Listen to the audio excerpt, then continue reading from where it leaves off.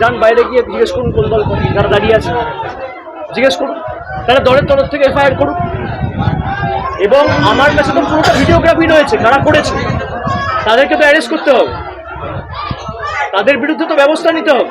খালি হাইকোর্ট নয়, সুপ্রিম কোর্টে, এমনকি আমি নিজে দরকার হলে পিটিশনার হবো, আমার নিজের কেস, আমার অধিকার আছে, ভারতের সংবিধান আমাকে এই অধিকার দিয়েছে। আমি আশা রাখি না এদের থেকে, আমি আমার জীবনের থেকেও বেশি চিন্তিত সঞ্জুর মৃত বাবা মার জীবন নিয়ে। তাদের প্রাণের উপর যে প্রাণঘাতী হামলা হবে, আমি সে কারণে এখন এখান থেকে বেরিয়ে যেতে পারি, আমি চলে যেতে পারি, কিন্তু আমি চলে যাওয়ার পরে অ্যাটাকটা হবে এদের উপর।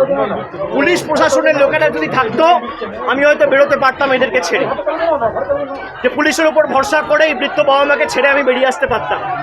যতক্ষণ না ফোর্স এসে যারা দোষী তাদের বিরুদ্ধে ব্যবস্থা নামে আমি এখান থেকে সরবো না, এক চুল সরবো না।